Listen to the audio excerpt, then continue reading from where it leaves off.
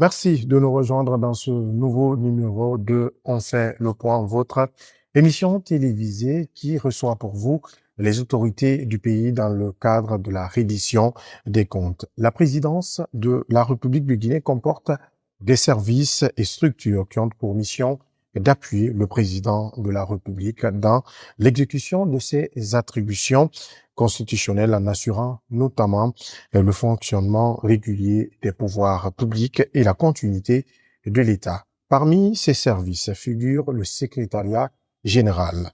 Placé sous l'autorité du président de la transition, il impulse et coordonne les activités des services de la présidence relevant de son autorité, assiste le président de la République dans la formulation des choix politiques et techniques correspondant à sa vision de la nation et assure la coordination des décisions présidentielles avec les actions du gouvernement, des institutions républicaines et de l'ensemble de l'administration publique, entre autres. Pour ce numéro, nous recevons le général Amara Kamara, ministre secrétaire général de la présidence de la République et porte-parole de la présidence. Bienvenue à vous, monsieur le ministre. Bonjour et merci de me recevoir sur votre plateau. À mes côtés, Kerno Amadou Mbouane Kamara pour conduire cette émission. Bienvenue, Amadou. Bonjour, Abdallah. À lire vos missions générales, les missions qui vous sont attribuées constituent une partie intégrante des prises de décision de la nation.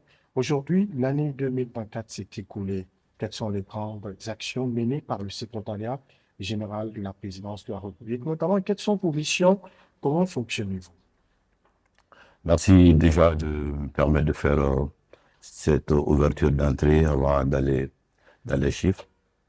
Et à l'entame dans votre présentation, vous avez très bien présenté le secrétariat général de la présidence de la République. C'est une structure placée directement sous l'autorité du président de la République, chef de l'État, et conformément au décret 059 de la présidence de la République qui fixe l'organisation, le fonctionnement et l'attribution de la présidence de la République, notre service généralement se charge d'assister le président de la République dans ses attributions régaliennes conformément à la Constitution. Nous l'assistons notamment dans tout ce qui est fonctionnement régulier mais bon fonctionnement des pouvoirs publics. Nous l'assistons également pour tout ce qui est, entre autres, continuité de l'État. En tant que service, plus spécifiquement, nous avons des missions particulières qui consistent, entre autres, à permettre, assister le chef de l'État dans la formulation de tout ce qui est orientation ou formulation politique, technique, de sa vision de la conduite de l'État, mais également nous assurons aussi tout ce qui est lié à la coordination, à l'assistance, mais également au suivi de tout ce qui est service rattaché à la présidence. En gros, pour schématiser de façon simple, c'est la porte d'entrée et de sortie de toutes les décisions que le chef de l'État prend en direction de l'administration publique, en direction des particuliers, en direction des institutions, mais toute autre tâche que le chef de l'État veut bien nous confier dans l'exécution de ses missions au quotidien. Avec le ministre, vous avez aussi un budget. Affirmatif, nous avons un budget effectivement pour fonctionner. Et ce budget, comme tous les autres départements, il est soumis au vote de ceux qui assurent le législatif aujourd'hui, le CNT. Et ce budget, quand il est mis à disposition, nous l'exécutons. Et c'est même la raison principale de ma présence ici. Le budget est tel qu'il est.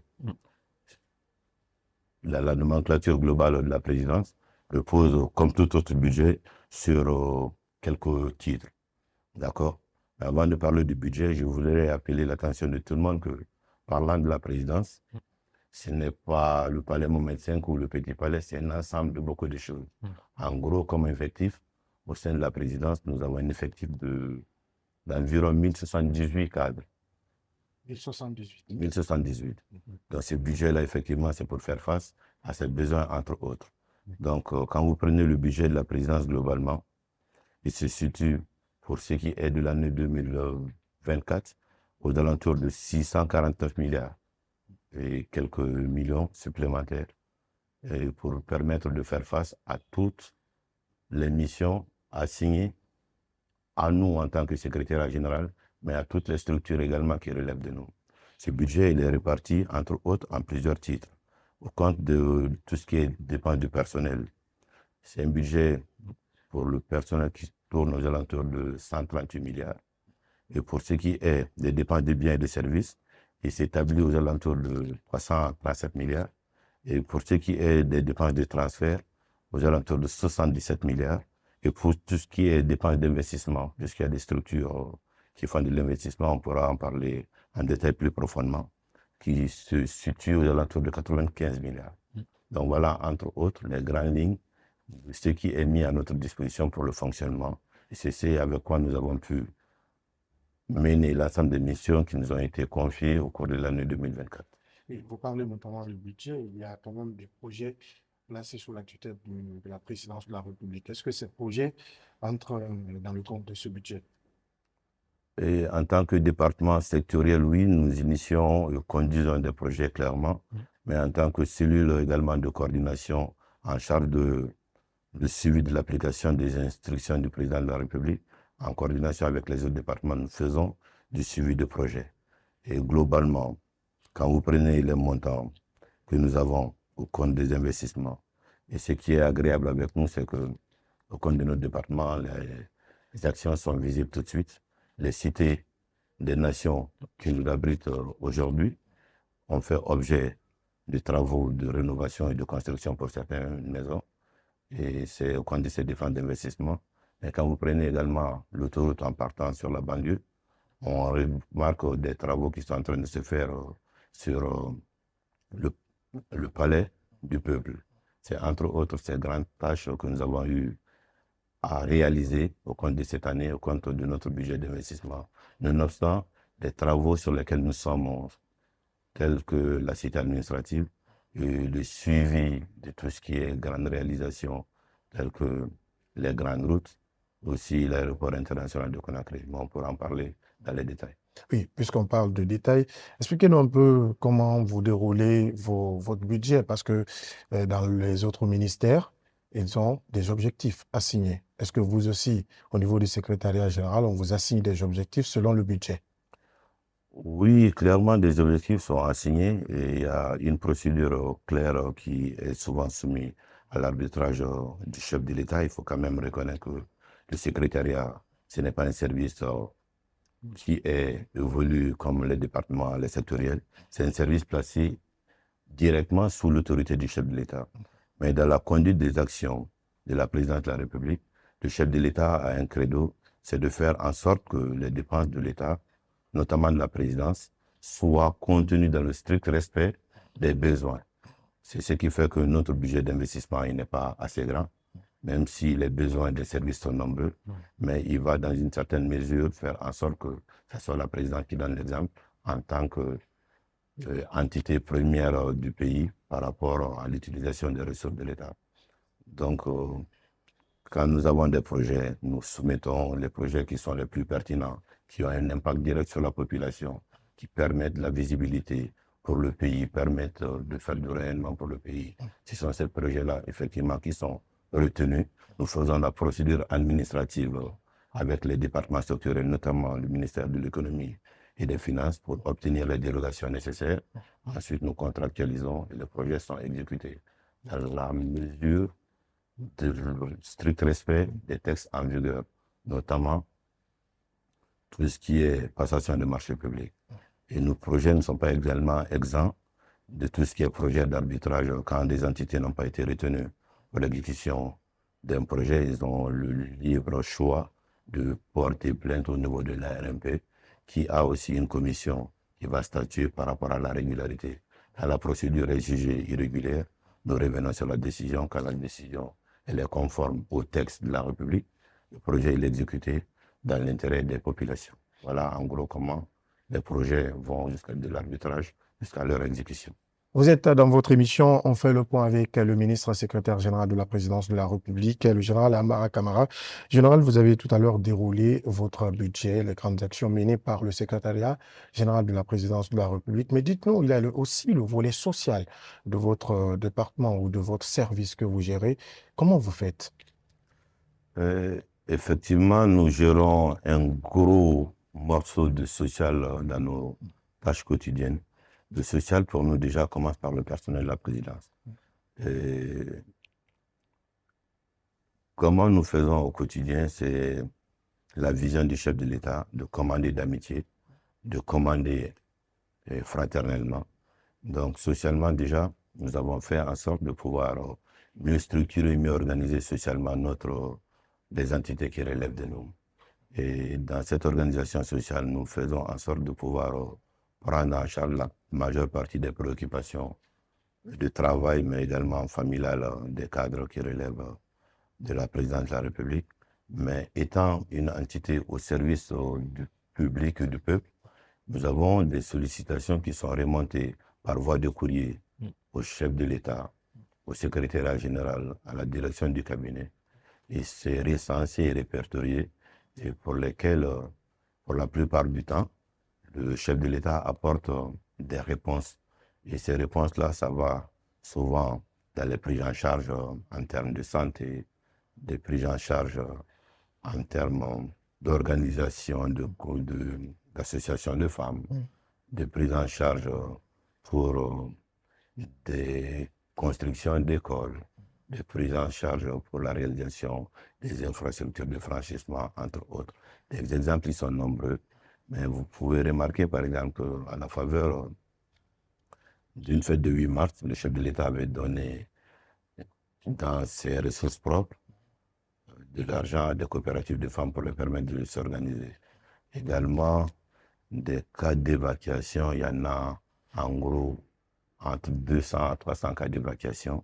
Également, pour tout ce qui est lié aux problèmes de pèlerinage chrétien ou musulman, quand ça arrive, le chef de l'État prend sur lui dans ses ressources propres pour faire face aux problèmes des populations. Et tous les jours, il y a des problèmes de ce genre-là, en fonction de leur pertinence, en fonction de leur soutenabilité. Nous sommes souvent appelés à réagir sur du social. Ça va dans des équipements de quelques hôpitaux, apporter de l'assistance à des grands anciens, entre autres. Bien, vous dites, vous l'avez déjà rappelé, vous êtes la porte d'entrée de tout ce qui est décision présidentielle. Aujourd'hui, le président de la République a beaucoup de chantiers devant lui. Dans vos missions, il est clairement indiqué que vous avez votre mot à dire, même par rapport à des nominations, à tout ce qui est projet au niveau de la présidence. Aujourd'hui, une question claire. Que faites-vous pour rallier les positions entre la présidence de la République et les acteurs de la vie nationale? Après, je veux, dans la plus grande modestie, restituer le contexte quand je vous entends dire que vous avez votre mot à dire. Et c'est les mots en tant que conseil dans nos attributions. Évidemment. Nous assistons le chef de l'État dans la formulation des décisions politiques ou techniques. Après, c'est lui le souverain. Et il a le libre arbitre de décider dans l'intérêt du pays. Donc, en gros, le dernier mot lui revient. Voilà pourquoi, à côté, même s'il y a le secrétaire général, il a également un gouvernement, il a également des conseillers. Et l'ensemble de ces contributions-là, c'est ce qui permet au chef de l'État de prendre effectivement des grandes décisions dans l'intérêt du pays. En ce sens, les projets de nomination, entre autres, nous y participons, conformément aux critères de nomination qui sont établis. Le but, c'est d'aller chercher effectivement les meilleurs Guinéens, partout où ils sont, avec les meilleures compétences, sans exclusion, pour donner les mêmes chances à toutes les filles, à tous les fils du pays, pour que les actions que le chef de l'État est en train de mettre en place puissent être réalisées au bénéfice de tout le monde. Également, dans nos fonctions au quotidien, nous voyons tous les acteurs sociopolitiques du pays pour lesquels nous engageons des discussions, des échanges conformément à leurs aspirations. Il n'est pas question, dans la vision de la gouvernance du pays, pour le chef de l'État, de faire la politique ou la conduite de la mission seule. D'ailleurs, la preuve, c'est dès les premières heures, il a fait lui-même à son initiative des concertations pour recueillir l'avis de toutes les couches du pays par rapport aux actions du pays. Et dans nos activités au quotidien, Ce qu'il nous dit et qui est une réalité, c'est de tendre la main à tous les fils du pays. Donc, quels que soient les divergences, quel que soit le bord politique, quel que soit le bord social, quel que soit le corps de métier, à partir du moment où c'est un Guinéen qui veut participer au travail de refondation qui est en cours, on a l'obligation d'accorder du temps, de l'écoute et d'apporter également l'explication qui va avec la vision de la politique et la conduite de la refondation du chef de l'État pour faire en sorte que tous les Guinéens se mettent ensemble autour de la même table, échanger pour trouver des solutions dans l'intérêt du pays. Et c'est ce qui a permis depuis 3 ans quand même de voir un pays plus ou moins stable où les acteurs sociaux et le pouvoir sont en phase, notamment le dialogue qui a été instauré avec les acteurs syndicaux qui a permis la revalorisation des salaires de l'ensemble des fonctionnaires du pays, les recrutements, entre autres, l'apaisement social, permettre aux enfants de partir à l'école. Mais c'est vraiment cette politique de main tendue que le chef de l'État y fait, que nous faisons à ses côtés au quotidien et pour lesquels nous apportons également des solutions pratiques, expliquer, mieux expliquer et aller à la rencontre de tout le monde pour que tout le monde se sente concerné. La Guinée, c'est notre pays, c'est ensemble que nous allons le bâtir et c'est ensemble que chacun peut apporter ce qu'il peut apporter, mais dans l'intérêt exclusif des intérêts du pays. Ce qui me plaît souvent avec la vision du chef de l'État, c'est de dire que sa main ne tremblera pas et que quel que soit le Guinéen, il ira chercher, il apportera des solutions. S'il est en mesure d'apporter des solutions pour le pays, il apportera. Donc, en gros, nous pouvons dire globalement sur la conduite de la refondation que le climat politique est plus ou moins très apaisé en Guinée. Et c'est ce qui permet aujourd'hui, effectivement, de continuer à grandir en espoir et de porter des solutions que les populations commencent à ressentir sur le terrain. Bien entendu, il faut que cela puisse continuer dans la durée. Il y a beaucoup de leviers sur lesquels nous sommes en train de travailler, notamment le méga projet Simandou, qui va avoir des retombées très bientôt. Mais pour que tout ceci puisse se faire très bien, il faut que le climat politique soit apaisé. Et c'est ce que le chef de l'État, avec ses équipes, font au quotidien. Oui, ce que vous faites au quotidien, vous vous êtes placé sous la haute autorité du président de la République, je rappelle le général Mamadi Doumbouya, porte d'entrée et de sortie de tout ce qui est courrier au niveau de la présidence, donc le secrétariat général. Vous évoquez tantôt un mot qui revient à tout moment, la refondation. Est-ce qu'aujourd'hui, le général Amara peut nous dire sur ce plateau, oui, le secrétariat général continue avec cette refondation, parce qu'il y a quelques mois, l'annonce a été faite par vous-même. Et la refondation, c'est l'essence même de la prise de responsabilité des forces de défense et de sécurité, si on remonte le temps. Et depuis avant 2021, le pays était ce qu'il était, on ne va pas revenir sur tout ça aujourd'hui, mais il était clairement question de permettre à l'État d'exister et d'exercer ses attributions propres. Un État fort qui protège ses populations, une administration dépolitisée, une administration qui apporte des réponses pragmatiques aux aspirations des populations et permettent également à chaque citoyen d'apporter sa pierre. Et c'est ce qui est en train effectivement d'être fait aujourd'hui. On parle de l'administration publique de façon générale, mais l'administration publique privée est aussi en train de devenir plus forte, plus organisée parce qu'il y a une confiance qui est en train d'être restaurée entre les populations, l'État, mais aussi les investisseurs étrangers qui viennent en Guinée. Ce qui était hier impossible est en train de devenir une réalité grâce à la détermination, à la vision du chef de l'État que nous saluons tous les jours. Donc, nous continuons donc avec la refondation. Comme vous l'avez rappelé, il y a quelques semaines ou quelques mois, plutôt, refondation. La refondation, c'est ce dont la Guinée avait besoin. Avait besoin. La refondation, c'est ce qui est en train de se passer aujourd'hui en Guinée. La refondation, c'est celle qui permettra à l'issue de permettre au pays de ne pas envier un pays émergent, parce que l'émergence est possible en Guinée. Il suffisait juste d'avoir des leaders forts, déterminés, qui n'ont pas d'autre ambition que le développement de notre pays. C'est ce qui est en train d'être fait aujourd'hui, grâce à la vision et à la détermination du président Mamadi Doumbouya. D'où le programme Simandou 2040.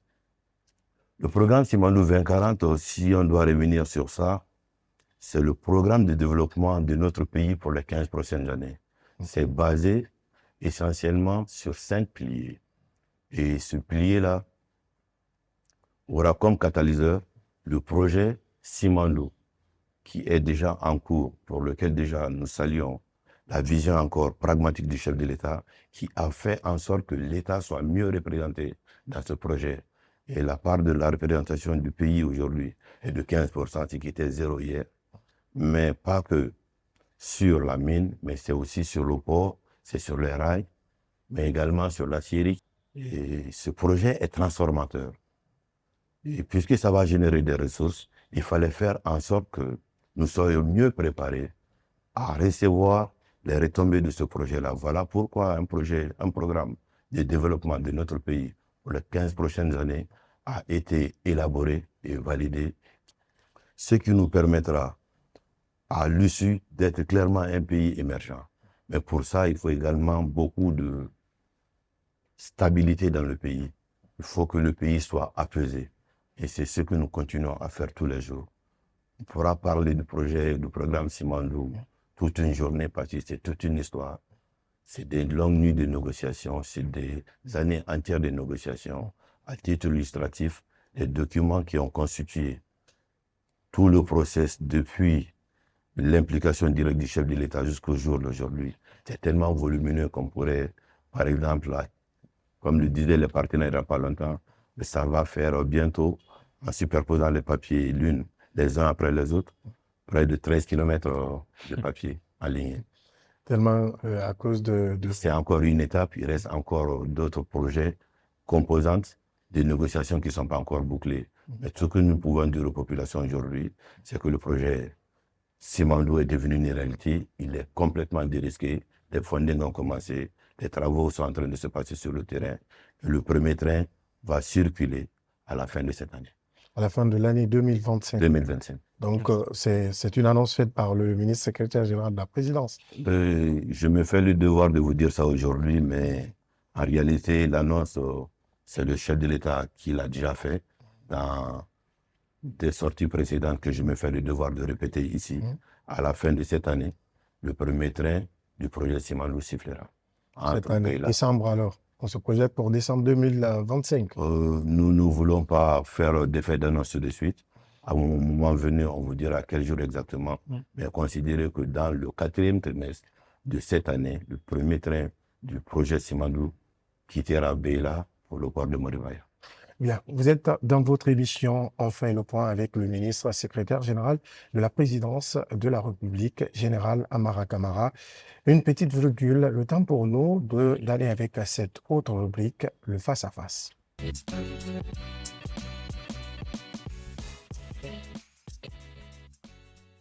Vous êtes toujours dans votre émission « On fait le point » qui reçoit pour vous les autorités du pays dans le cadre de la reddition des comptes.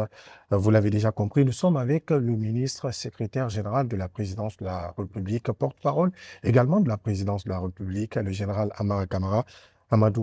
Kerno Amadou Bole Camara. On a première question. La première question, en général, vous avez développé l'exécution de votre budget, mais la présidence a aussi à son sein les autres services, dont certains sont des services qui aident à mobiliser. C'est notamment la MAMRI, la mission d'appui à la mobilisation des ressources internes. Est-ce qu'on peut dire qu'est-ce qui a pu être fait pour améliorer les recettes de l'État, notamment les dividendes qu'on a avec des sociétés où l'État est investisseur ou les autres ressources internes? Merci de parler spécialement de la MAMRI. La MAMRI, c'est un service que nous avons à la présidence qui aide à capter les recettes. Et ça ne fait pas de la mobilisation de recettes, mais c'est, si vous voulez, on peut appeler ça un laboratoire qui imagine où est-ce que l'État peut aller capter des recettes supplémentaires pour élargir l'assiette fiscale. Et nous tenons pour la MAMRI chaque année 2 réunions de pilotage au cours desquelles nous avons tous les départements concernés dans la mobilisation des recettes qui sont associés. Nous réfléchissons à comment nous pouvons faire en sorte d'améliorer les recettes fiscales.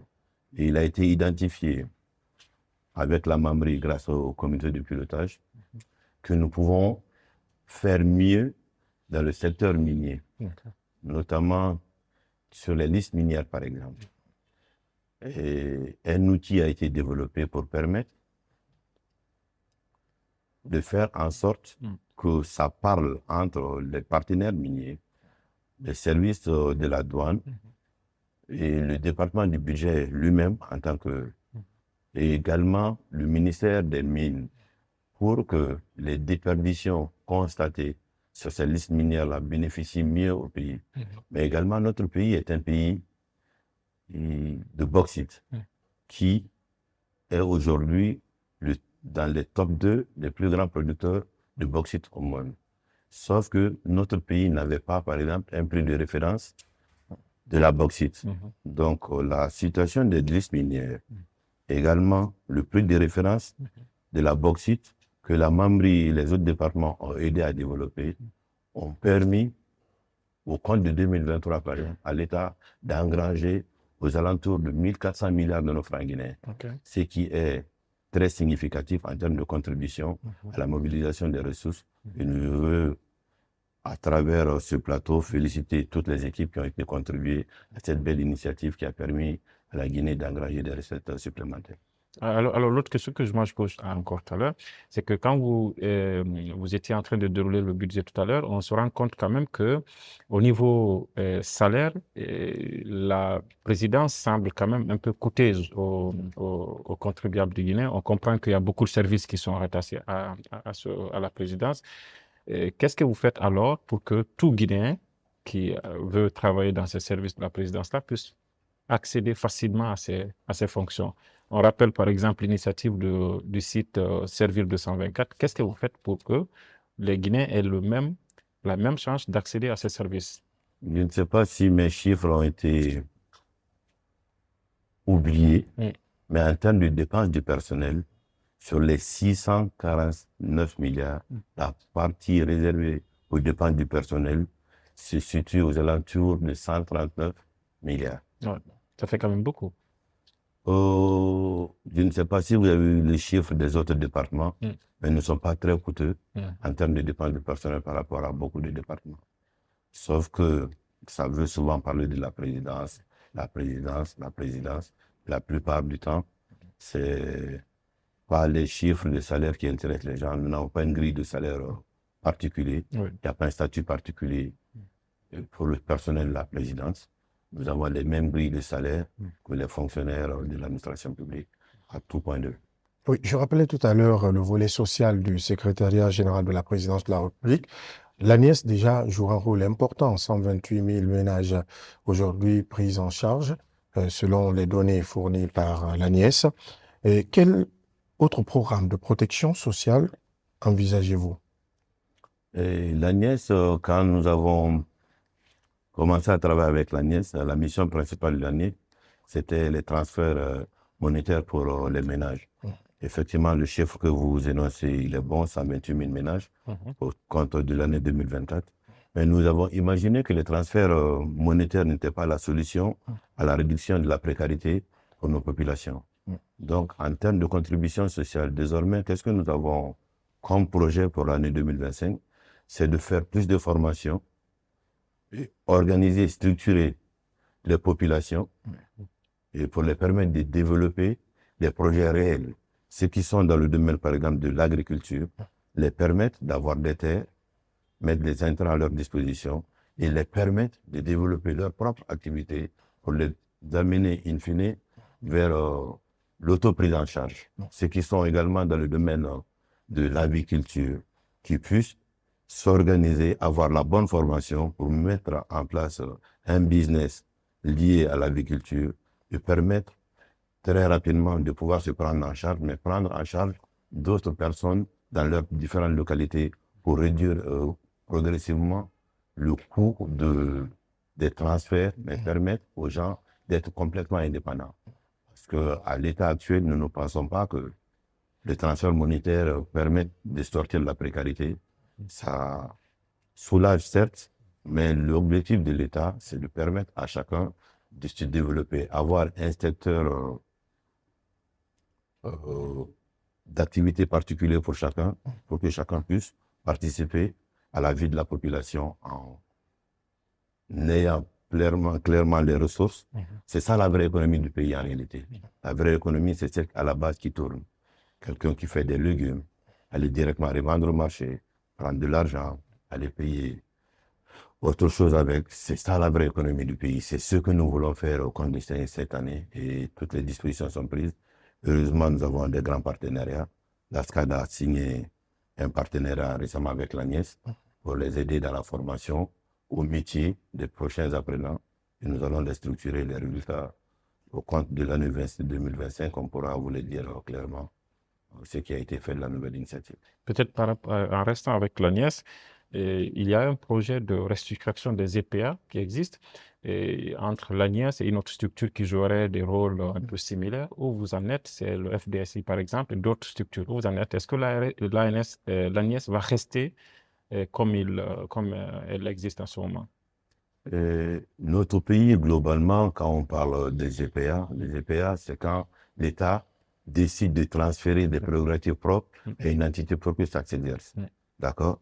Mais il a été quand même constaté que dans l'administration publique, le nombre d'EPA est exorbitant. Il a été décidé, conformément à la vision du chef de l'État, de rationaliser les ressources de l'État, de faire en sorte que les EPA qui ont à peu près les mêmes attributions, les mêmes fonctionnements, puissent être mis ensemble pour réduire le coût des subventions de l'État. Donc un travail est fait et des arbitrages vont être également faits dans les jours à venir pour parvenir à la rationalisation des EPA. Le but, effectivement, c'est de réduire drastiquement le nombre d'EPA. Si dans l'arbitrage, l'ANIES et une autre entité devraient faire fusion, naturellement, la fusion va se faire. Et la nouvelle entité, quelle sera son appellation? La décision sera également prise. Ça sera sous quel ancrage? Est-ce que ça va rester à la présidence, dans une autre structure? Naturellement, une décision sera prise. Mais le but, c'est de faire en sorte que chacun puisse faire son travail normalement, sans pour autant que la présidence ne soit la couverture pour chaque entité. Le but pour les chefs de l'État, les entités qui sont à la présidence, c'est celles qui peuvent avoir des impacts directs sur la population. Voilà pourquoi ça a été envoyé.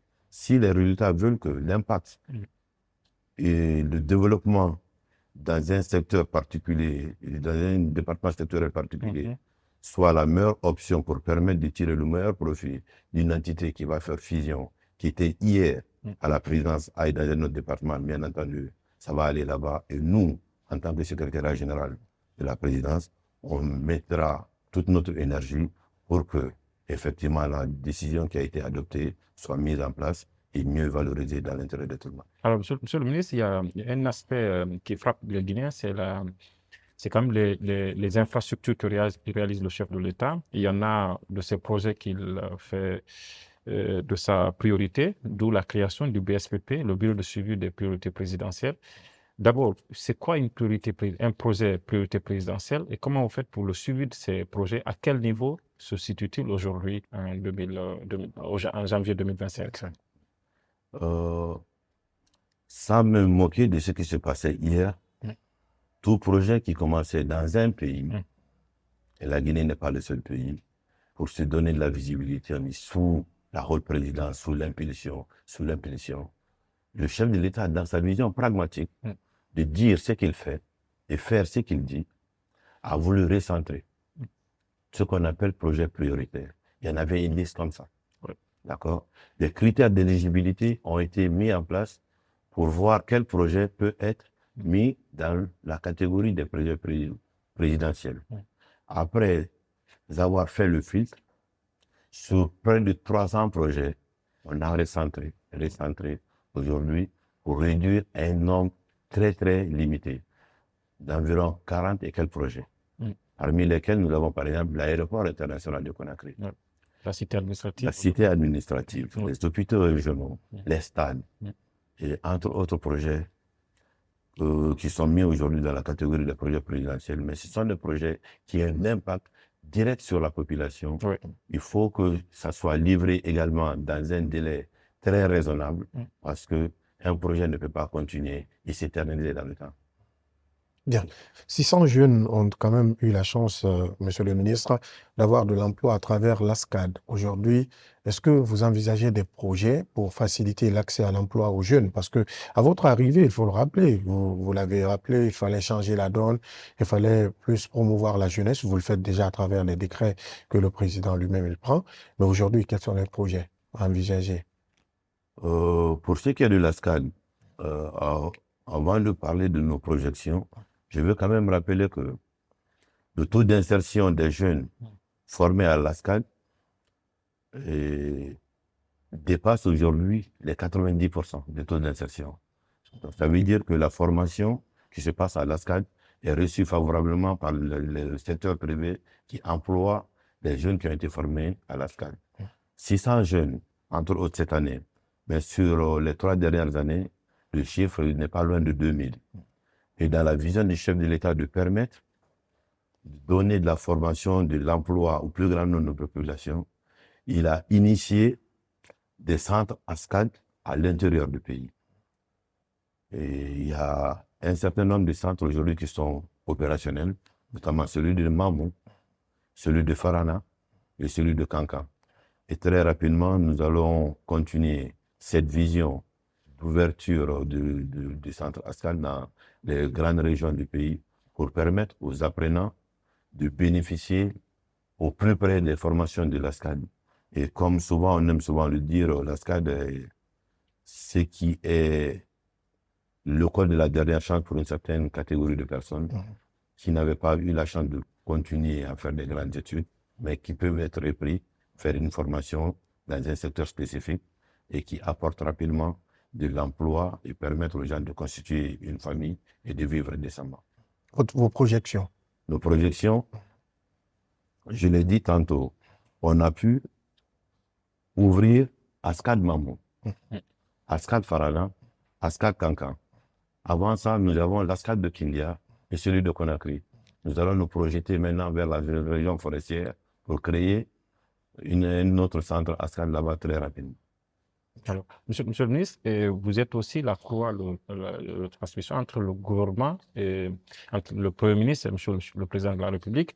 Est-ce il arrive que vous demandiez des comptes au gouvernement par rapport au dialogue politique et social? Quand on voit aujourd'hui la crise politique que le pays connaît, on a des opposants qui sont en exil, il y en a qui sont disparus, il y en a qui sont en prison. Est-ce que vous demandez des comptes au gouvernement par rapport au dialogue politique? Ce n'est pas notre travail de demander des comptes au gouvernement. Oui. Notre travail, c'est d'assister le chef de l'État dans la mise en œuvre de ses recommandations et directives. Oui. En ce sens, on fait auprès du gouvernement et de toutes les institutions le suivi de toutes les décisions ou de toutes les instructions données par le chef de l'État. Le dialogue politique, c'est des sujets, entre autres, que nous faisons dans le cadre d'une collaboration, dans le cadre d'une recherche de solutions, dans le cadre de conseils que nous pouvons faire au chef de l'État. Mais aller dans une relation d'ordonner ou de demander des comptes, la relation du gouvernement et de la présidence avec les autres institutions ne se situe pas à ce niveau-là. Il n'y a pas de relation de subordination en tant que telle. Il y a une grande entente, une grande amitié, une grande collaboration développée tous les jours pour permettre à notre chef de prendre les meilleures décisions sans que cela ne soit affecté par des sentiments personnels ou par l'ego de qui que ce soit. Peut-être que la question aurait dû être posée autrement. Peut-être ce serait de savoir qu'est-ce que vous faites pour promouvoir davantage un dialogue politique aujourd'hui. C'est le travail de tous les jours. Et comme je l'ai dit à l'entrée de mes propos, que l'autre pays, pour que nous aspirons au bonheur et à la prospérité projetée à travers le programme Simandou 2040, il faut de la paix, il faut de l'apaisement, il faut de la stabilité. Et tous les jours, c'est ce que nous faisons. Tous les acteurs politiques du pays, tous les acteurs sociaux du pays, tous les partenaires du pays sont constamment invités autour de la table pour que nous puissions échanger. Souvent, vous avez des images, il y en a d'autres pour lesquelles vous n'avez pas d'image. Mais c'est le travail au quotidien des gouvernants pour que le pays se porte mieux. socialement, économiquement, mais aussi politiquement. politique. Général Amar Kamara, ministre secrétaire général de la présidence de la République, porte-parole également de la présidence de la République, est notre invité de ce soir. Place maintenant à cette autre rubrique, le Vox Pop, la parole aux populations.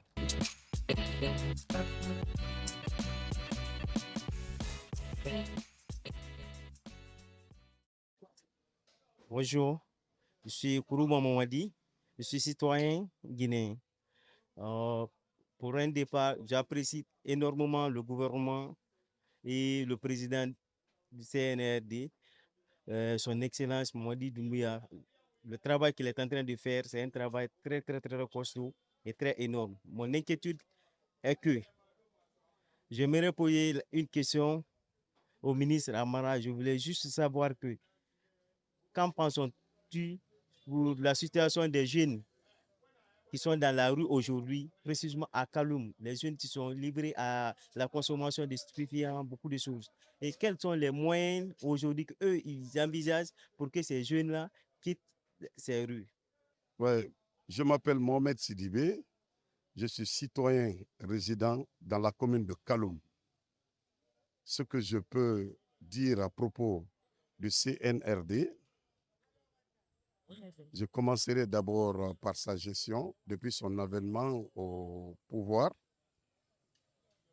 le 5 février passé. J'avoue que les résultats et les performances enregistrées sont vraiment impressionnants parce que le CNRD a posé des actes. Et je préfère soutenir une structure, un système qui pose des actes sans parler. Donc, le CNRD, moi, m'a particulièrement impressionné parce que ce ne sont que des actes qu'on voit. On a vu des réformes, on a vu des changements du point de vue infrastructurel, du point de vue refondation, du point de vue rectification institutionnelle, hein, au niveau des départements, au niveau des services publics, au niveau de la vie sociale, il y a des changements qualitatifs qui sont enregistrés. Donc, ce que je peux recommander au CNRD, c'est de penser un peu à certains départements où il y a des cadres qui sont en situation de chômage technique, des cadres qui ont une expertise importante dans le but d'accompagner, dans le but d'apporter un plus à l'édification, à la construction nationale. Et je recommanderais également au ministre secrétaire général de bien vouloir apporter tout l'accompagnement nécessaire au ministre des Affaires étrangères par rapport à cette promesse électorale tenue par le nouveau président américain Donald Trump, par rapport à la situation de nos compatriotes qui sont en situation irrégulière, que des dispositions idoines soient prises à Conakry afin de les recevoir pour un meilleur retour et une meilleure intégration dans notre pays. Moi, c'est Fanta Kaba, depuis la Sigmadina. Ma question est pour monsieur le secrétaire général à la présidence. Quelle est la politique que vous mettez en place pour accélérer les chantiers et suivis afin que les projets soient exécutés le plus rapidement que possible pour qu'on profite vraiment de la Guinée? Oui, je veux quand même avouer que ça fait chaud au cœur de voir les populations s'intéresser davantage à ce qui se passe dans le pays. Et d'un autre côté, c'est avec beaucoup de joie et beaucoup de satisfaction qu'on voit dans le regard de chacun de ces intervenants l'espoir que la gouvernance du président Mamadi Doumbouya suscite auprès des concitoyens. Et cet espoir-là, et tous les jours, c'est le combat au quotidien du chef de l'État pour être effectivement celui qui pourra ou qui fera en sorte de réduire au mieux les conditions difficiles de nos citoyens. Et parlant spécifiquement du cas des jeunes, c'est un réel problème dans tous les pays, la Guinée aussi. Mais globalement, quand vous suivez les actes qui sont posés par le chef de l'État au quotidien, vous vous rendez compte que la jeunesse n'est pas en marge des réponses apportées dans les actions de gouvernance. De façon générale, quand vous regardez l'administration, dans sa globalité, est aujourd'hui rajeunie. Et le recrutement qui a été fait récemment, aux alentours de 20 000 fonctionnaires, est également constitué essentiellement de jeunes. Ça, c'est au niveau de la fonction publique. Mais l'armée également en a pris. Et c'est aussi que des jeunes, quand je dis jeunes, c'est y compris femmes, jeunes garçons, jeunes femmes. Il y a également tous les programmes dont on parlait au compte de l'ASCAD. C'est vraiment des jeunes qui y vont. Mais ça ne peut être aujourd'hui que des jeunes parce que quand vous regardez la proportion de la population dans sa grande majorité, elle est jeune.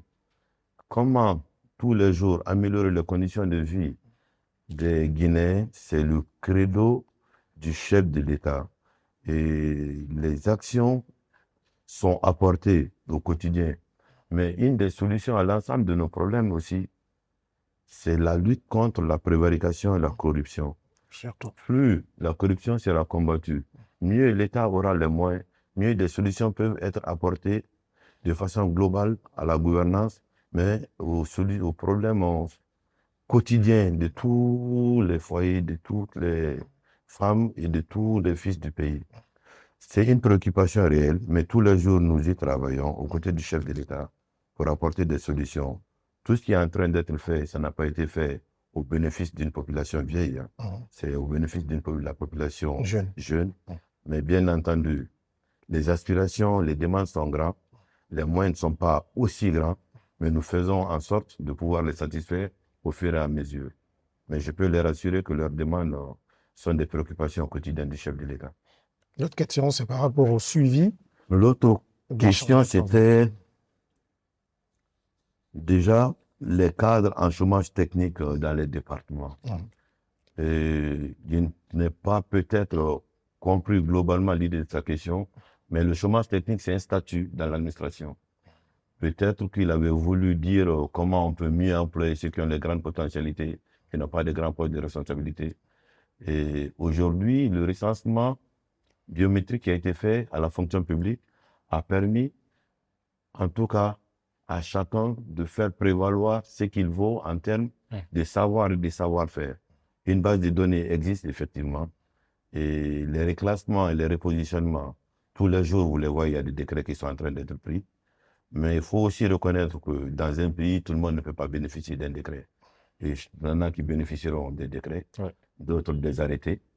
Et chacun à son niveau considéré devrait quand même pouvoir se dire que même si je n'ai pas eu de décret, je suis en mesure d'apporter ma pierre à l'édification et faire en sorte que tous les jours, que c'est la Guinée que nous ayons dans le cœur.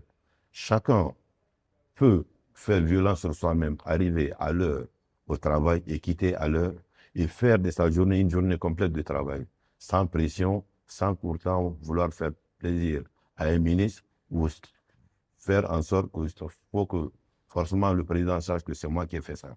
Chacun est acteur du développement de notre pays, quel que soit son niveau considéré dans l'administration. Et l'autre question, c'était par rapport à qu'est-ce que nous pouvons apporter au ministre des Affaires étrangères pour voir la situation des frères qui sont sans papier au regard de la prise de parole du président Donald Trump.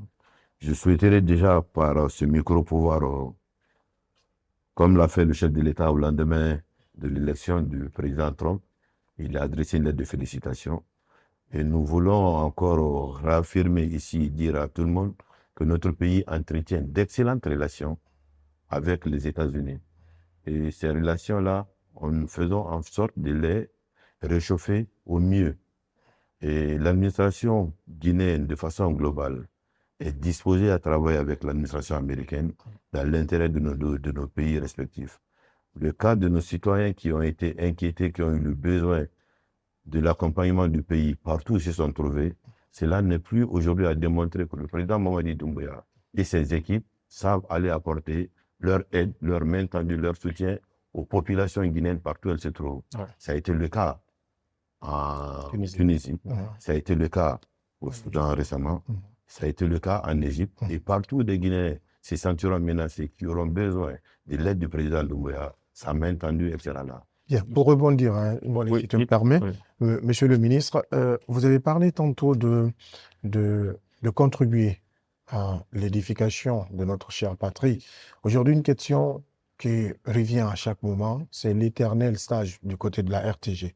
Aujourd'hui, je sais que vous avez le dossier peut-être en main. Que faites-vous pour que cette réalité change? Sans prononcer l'issue de ce qui est en train d'être fait sur le terrain, la question des stagiaires de la RTG est une question qui a été apportée au nouveau gouvernement. Le gouvernement est en train de travailler pour apporter des solutions aux problèmes de nombreux stagiaires de la RTG. Je ne souhaiterais pas sur ce plateau faire d'annonce, et l'annonce sera faite au moment venu par qui de droit. D'accord?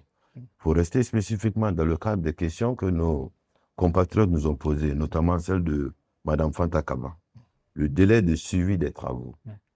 Un mal qui existait dans ce pays avant, c'est des chantiers qui commençaient et ça ne finissait jamais. De l'argent était sorti dans les caisses de l'État. Après plusieurs années, quand on revenait pour terminer les travaux, le coût du travail en question était multiplié par 2, par 3. Aujourd'hui, la marque de fabrique du CNRD et de son président, c'est de faire en sorte de surprendre par les faits tous les jours, par les infrastructures tous les jours. Quand vous faites 6 mois sans passer dans un quartier de Conakry, il n'est pas rare que vous voyez qu'un goudron est passé quelque part, des routes bétonnées sont passées quelque part, ou de l'électricité a été faite par-ci et par-là. C'est ça que le chef de l'État fait tous les jours, faire en sorte de ne pas faire de promesses. Mais quand un projet il est entamé, c'est parce qu'on est sûr d'avoir la capacité financière en tant qu'État, mais également que l'entreprise à laquelle ça sera donné a la capacité technique, et la CGP et les autres structures de l'État font le suivi. Il y a peut-être par endroit des glissements par rapport au délai d'exécution des travaux, mais ce n'est jamais exorbitant. C'est souvent des délais supplémentaires de 3 ou 4 mois. Ce qui est une réalité aujourd'hui en Guinée, c'est qu'il y a eu beaucoup plus de rigueur dans le suivi des travaux. Et je peux rassurer Mme Kaba que cela va se poursuivre tous les jours. Alors, monsieur le ministre, parce que nous parlons de 2024, il y avait quand même des échéances qui avaient été données, notamment dans un accord dynamique avec la CEDEAO. Il était question de retour à l'ordre constitutionnel, même si cet accord est assorti aussi d'engagements pris par la CEDEAO. Est-ce qu'après le 31 décembre 2024, vous vous êtes retrouvé avec la CEDEAO pour faire le point? Pourquoi on n'est pas au retour à l'ordre constitutionnel? Pourquoi les élections ne sont pas organisées?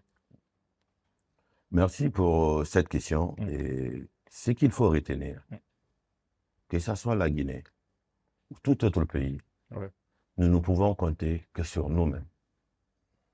Hier, la CEDEAO est venue dans un accord, dans des échanges avec les autorités de la refondation, convenir sur un chronogramme de la sortie de la Guinée à la phase transitoire. D'accord? Ce chronogramme, heureusement que eux et nous, on était convenus que dans un compromis dynamique, on allait s'asseoir, parfois discuter de ce que nous pouvons apporter chacun pour que nous sortons de cette phase. Mais très malheureusement, depuis bientôt 2 années et demie, la CEDEAO a effectué une mission au mois de juin, passé seulement en Guinée. Une mission de 2 jours. C'était pour venir voir qu'est-ce qui s'est passé. Juin 2024. Juin 2024. Okay. Je confirme, juin 2024. Oui. Elle est retournée, mais par rapport à tout ce que la CEDEAO avait pris comme engagement d'accompagnement, aide financière et autres, rien de tout ça n'a été fait. Mais le président et ses équipes ne sont pas restés à l'attente de ces besoins-là pour mettre en place des initiatives et des mesures qui vont dans le sens de la sortie de cette période de refondation pour aller vers une élection dans un futur très proche. Des dispositions ont été prises administrativement pour que le programme national de recensement de la population à vocation d'état civil se poursuive, tout ce qui était lié aux 10 points du respect du chronogramme. D'aucuns disent que rien n'est fait, mais c'est un mécanisme entrelié. C'est l'un qui permet à l'autre de décaler. Quand le RAVEC est fait, automatiquement, on extrait un fichier. Donc, aujourd'hui, ces travaux-là sont en train de se faire. Et dans l'annonce à la nation du chef de l'État, le 31 décembre, il a dit que cette année 2025 serait une année électorale. Effectivement, nous sommes en train de nous donner les moyens et les capacités de partir vers l'organisation de cette élection.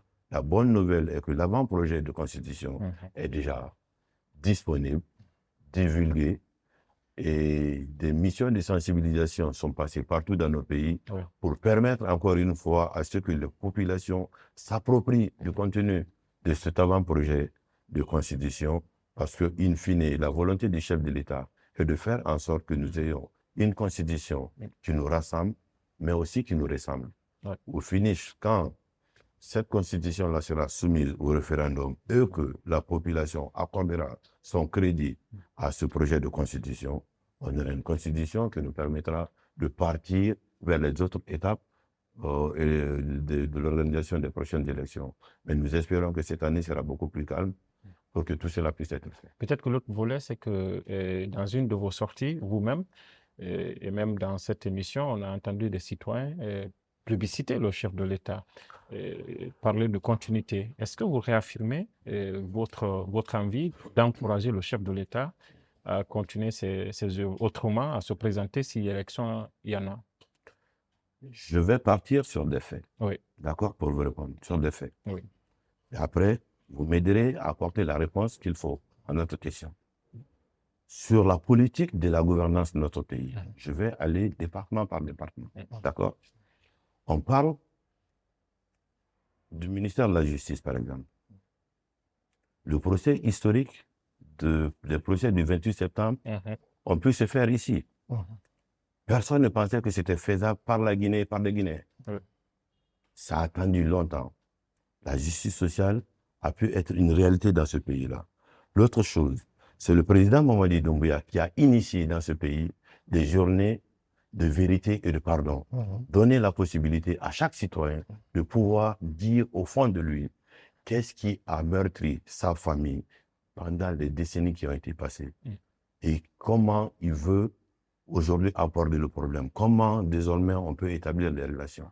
Le président, dans son adresse à la nation, a assumé ce qui a été fait aux uns aux autres en demandant, au nom de la responsabilité, pardon à tous les pays. C'est des faits assez rares. Ça, c'est du domaine de la justice, d'accord? Parlons de diplomatie. On n'a jamais accrédité autant d'ambassadeurs dans notre pays que sous cette refondation. Plus de 40 ambassadeurs accrédités dans notre pays et dans toutes les grandes puissances du monde. Aujourd'hui, la Guinée a pu placer des ambassadeurs.